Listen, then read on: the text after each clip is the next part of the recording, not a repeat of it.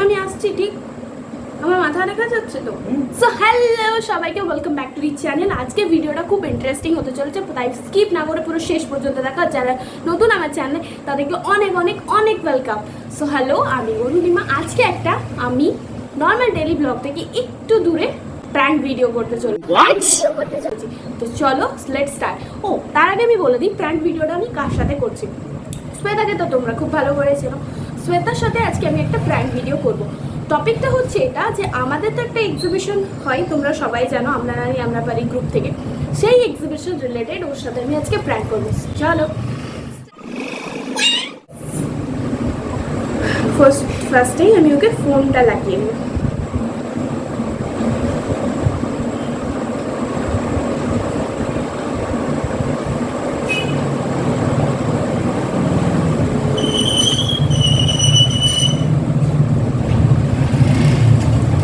Hello, ব্যস্ত নাকি?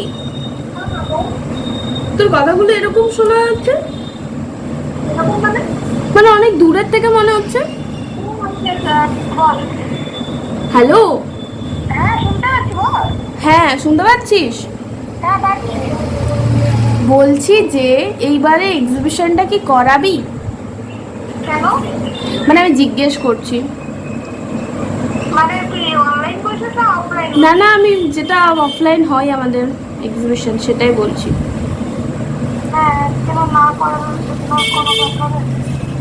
না সেটা না, মানে আমি বলতে চাইছি আমি তা থাকবো না এক্সিবিশনে। Oh my god. না ভাই, মানে এটা দেখ, আমি বৃষ্টির সাথে কিছু আলোচনা করিনি, আমি তোকেই ফার্স্ট জানালাম, কারণ আমি তোরা দুজন করে নেই, এবার আমি আর নেই ভাই এইবারে এক্সিবিশনে। না কিছু হয়নি, এরকমই। চিন্তা ভাবনার কিছু কারণ নেই ভাই, এইরকমই কোনো কারণ নেই। দেখ তুই বৃষ্টিকে একটু কনফারেন্সে নে।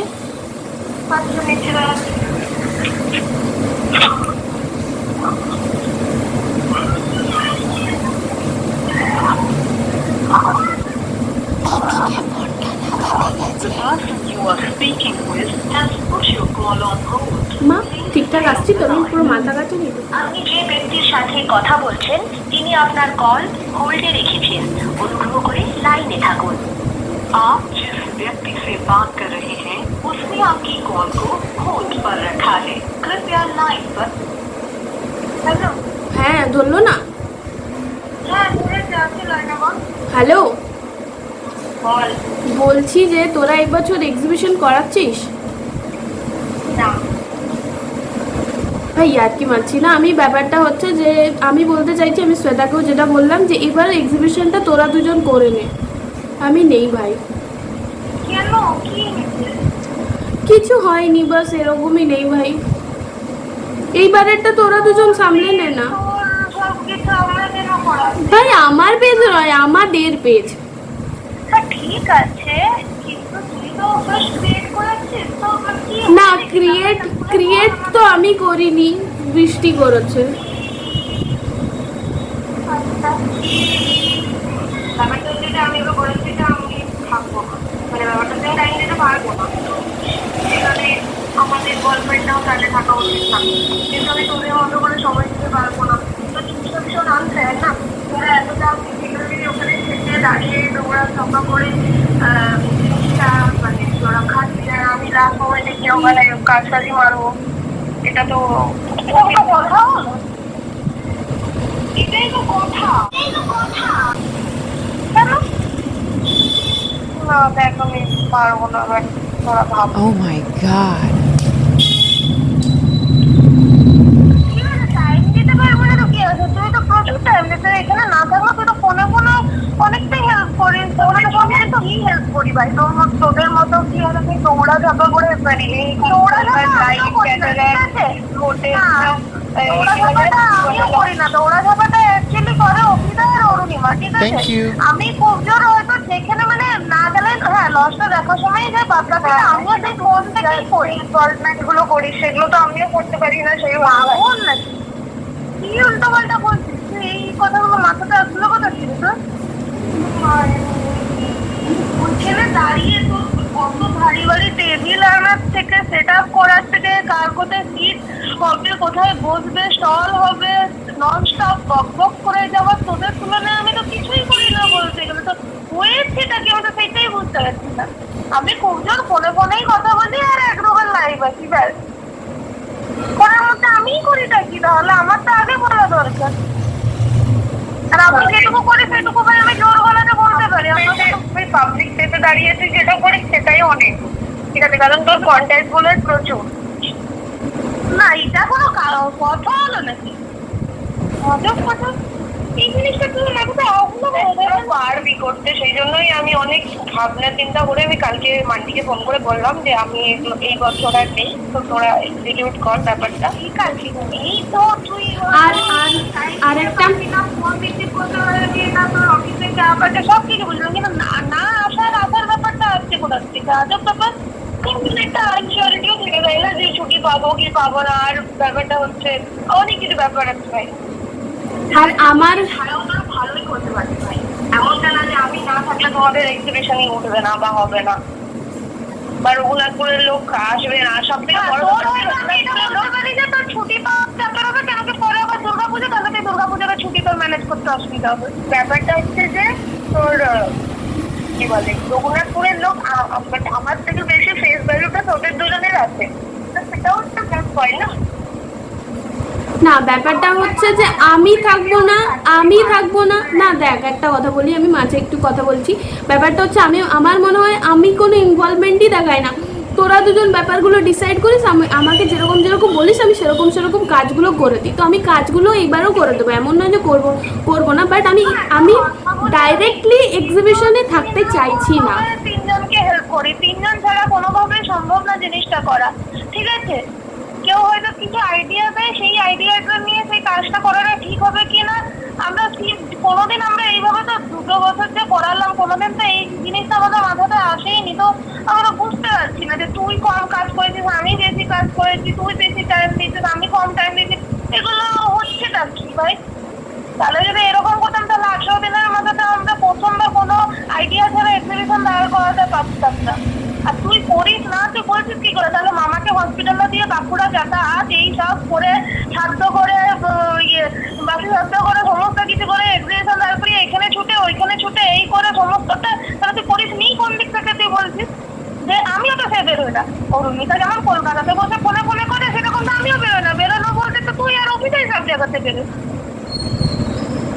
তবুও কেন জানি না মনে হয়, কেমন জানি না মনে হয় আমি ওখানে ভ্যালুলেস, মানে আমার কোনো মানে ডিসিশন একসেপ্টই হয় না বা এরকম কিছু। ব্যাপার না, একজন যদি না করে তাহলে কারোরই করার কোনো মানে হয় না।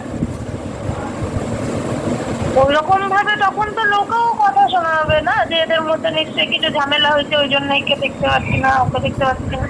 মানে এই জিনিসটা আসলেই কেন আমি তো সেটাই খুঁজে পাচ্ছি। সেটাই তো আমি বলছি যে আমার ফেস ভ্যালুটা ওখানে অনেকটাই কম। আমি যদি ওখানে নাও থাকি, মানুষের ফেস ভ্যালু যদি কম থেকেও থাকে, সেটা 2 বছরে তোর ফেস ভ্যালু হয়ে গেছে। তোর এইবারে তো আরো বিশেষ করে থাকা দরকার ছিল,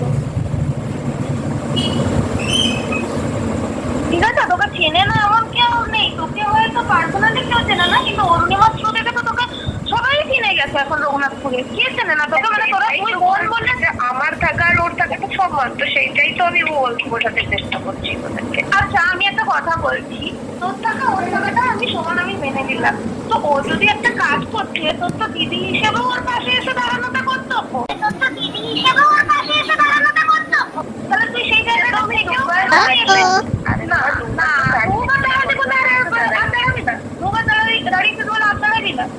এটা কোনো কথা হলো?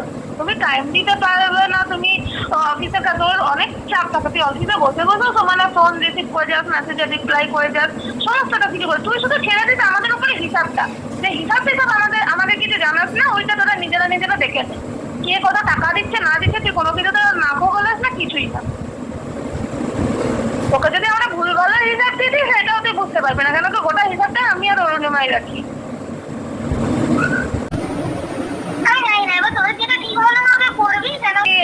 আমি এখানে কিছুই আমার বলার কোনো ইয়েই নেই। কি নেই? কি নেই? সেটা না তোর মত আছে। হ্যাঁ যাই, বল শুনছি।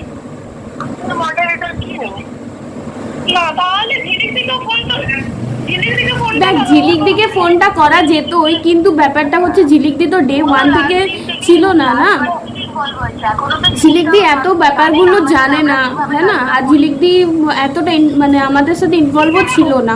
যতটা আমরা যেটা আমরা করেছি সবটাই আমরা তিনজনই করেছি, এটা তো সত্যি কথা না। তাই ঝিলিক দির সাথে কিভাবে ডিসকাস করবো এই ব্যাপারটা? আমি কি বলতে পারি ঝিলিক দিকে যে ঝিলিক দি তুমি করে নাও এক্সিবিশনটা? না তুমি করে নাও না, না তুমি এইভাবে জিজ্ঞাসা করতে পারি যে এইবারে অরুণিতা টাইম দিতে পারবে না, তো তো তুমি কি টাইম দিতে পারবে, তাহলে সেইভাবে এগোবো, কারণ দুজনের পক্ষে তো করা সম্ভব না। কি সরকার আছে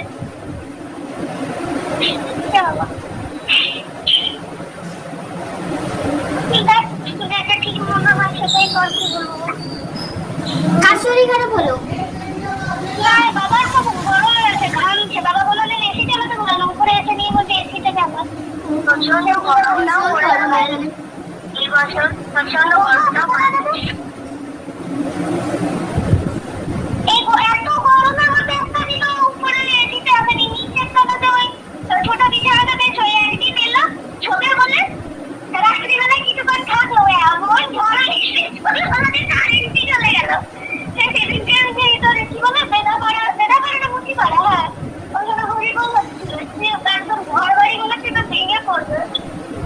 আর এই আজকে এখানে বললো এসিটা চালিয়ে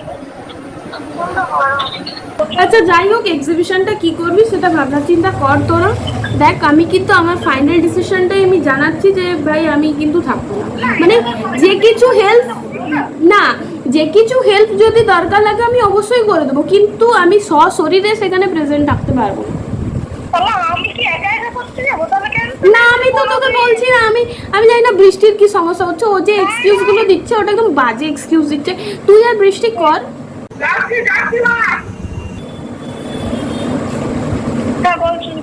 আমি সেটাই বলছি, তুই আর বৃষ্টি একটু জোরে বল, কি বলছিস?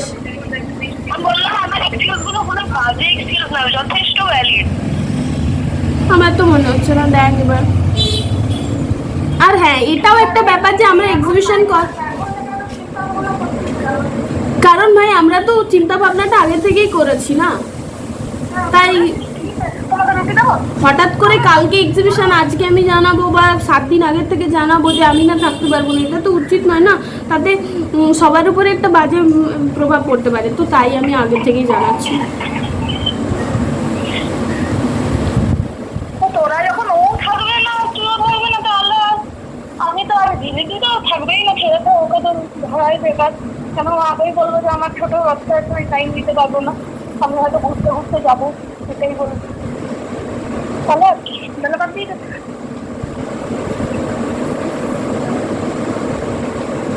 তোরা ভাবনা চিন্তা কর। আচ্ছা হ্যাঁ বল। কি? হ্যাঁ যাচ্ছি, বললাম তোরা ভাবনা চিন্তা কর, দিয়ে আমাকে বাকি আপডেটটা জানার। আর কোনো বাকি আপডেট জানাবার নেই, ক্যান্সেল করবো বড়গুলো আগে। শ্বেতাই বলুক কি হবে আমি জানি না। তোরা যদি না দেখে আমি তো একা করতে, আরেকটা নিয়ে আসবো আসার সময়, হ্যাঁ জল নেই একদম, আমি তো একা করতে পারবো না, আর একা করাটাও সম্ভব না, আর একা করাটাও ঠিক হবে না, পারবোই না, ঠিক হওয়া না হওয়া তো পরের কথা, তো সেজন্য বাড়িয়ে দিতে।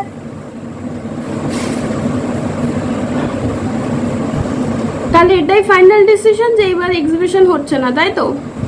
হ্যাঁ, কেন কি এমনিতেও তো অক্টোবরের ফার্স্ট উইকে পুজো, সেপ্টেম্বরের একদম লাস্ট উইকে ডেট ঠিক করা হয়েছিল। ঠিক আছে ডেটের কথাটা বাদ দে, সে ডেট নয়, আমরা তো এখনো কিছুই ভাবনা চিন্তা করিনি, আমরা তো এটা বলছিলাম না, ডেট তো বাবা হয়েছে। ঠিক আছে ওটা বাদ দে না, ওটা এখন বাদই দে, এক্সিবিশনটা করাতেই যখন পাচ্ছি না। সব মতন তো ধর আমারও প্রচুর কাজ, আমার তো নভেম্বর থেকে কাজ শুরু, মানে আমাকে তো তার আগের থেকে যেগুলো বুকে মেহেন্দিটা নয়তো আমি নভেম্বর ডিসেম্বর স্টার্ট করবো, কিন্তু মাটির থালা টালাগুলো তো আমাদের আগের থেকে রেডি করতে হয়, সেগুলো নিচ্ছে আমাকে অক্টোবর কেন আগস্ট থেকেই আমাকে শুরু করতে হবে, তবে কি আমি নভেম্বরের মধ্যে শেষ করতে পারবো। তাহলে বল, তাহলে আমিও তো ওই সব কিছু চিন্তা ভাবনা করে ম্যানেজ করে করতে পারবো বলেই আমি বলেছিলাম যে তাহলে এই ডেটটাতে কর, এই ডেটটাই ঠিক হবে। তো তোরাই যখন দুজনে ঠিক হয়ে গেল করে ঠিক আছে, তাহলে শোন, আমিও বেটার এটাই আমার মনে হচ্ছে যে এইবারের এক্সিবিশনটা এখন স্টপ থাক, পরে তখন পরের বছর ভাবা চিন্তা করা যাবে। হ্যাঁ তাই করবি। ঠিক আছে, হ্যাঁ আমার কোনো অসুবিধা নেই কোনো কিছু। ঠিক আছে, চল রাখলাম। বলতে পারি যখনই করবি আমাকে সাথে কাছে এইটুকুই বলবি। হ্যাঁ হ্যাঁ, ঠিক আছে, চল রাখছি। হ্যাঁ রাখ।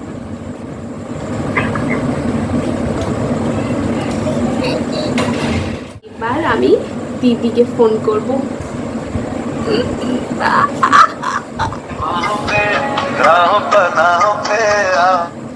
হ্যালো, ওকে কল কর। হ্যাঁ তুই ফোন কর।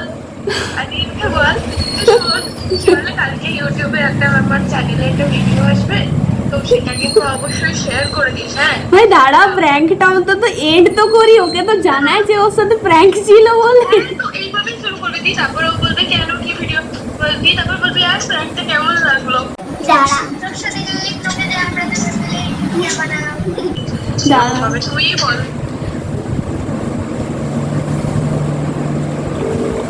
আবার শ্বেতা, দাঁড়া। হ্যালো, হ্যাঁ বলছি যে কালকে না ইউটিউব চ্যানেলে একটা ভিডিও আসবে, ওটা কিন্তু দেখবি। আমি জানি প্র্যাঙ্ক করবি, আমি ভালো করেই বুঝেছি। তুই তো ডুবি পড়ে গেছিস ভাই। তোরা যখন কথাটা শুরু করেছিস তখনই আমি বুঝেছি। আমি তোকে নিজে ফোন করতে যাচ্ছিলাম এখন যে প্র্যাঙ্ক করলি। না না না না না, তুই প্রথমে বুঝতে পারিসনি। না আমি প্রথমে বুঝতে পারিনি, কিন্তু কিছুটা টাইমের পর বুঝে গেছিলাম, কিন্তু যাতে এই সাসপেন্সটা থাকে ওই জন্যই আর কি আমি কন্টিনিউ করে গেলাম কথাটা।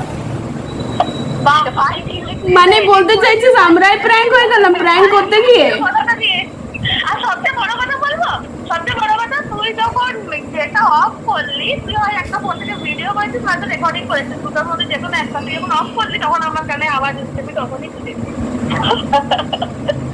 মানে তুই বলতে চাইছিস যে প্র্যাঙ্ক করতে গিয়ে আমরাই প্র্যাঙ্ক হয়ে গেছি, তাই তো? হ্যাঁ বলি তুই এটাই বলতে চাইছিস যে প্র্যাঙ্ক করতে গিয়ে আমরাই প্র্যাঙ্ক হয়ে গেছি? হ্যাঁ কিন্তু ব্যাপারটা ভিউটা ভালো না, ওই জন্য আমি কন্টিনিউ করেছি। ব্যাপারটা হচ্ছে প্র্যাঙ্কটা পুরো ফ্লপ হয়ে গেছে। ওইখান থেকে প্র্যাঙ্ক এখনো শুট চলছে, ভিডিও এখনো শুটে আছে।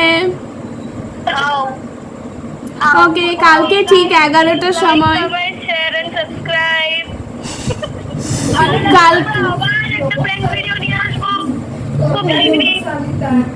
কালকে ঠিক রাত্রি 11টার সময় ইউটিউব চ্যানেলে আসছে নতুন প্র্যাঙ্ক। প্র্যাঙ্ক করতে গিয়ে আমরা নিজেরাই প্র্যাঙ্ক হয়ে গেছি।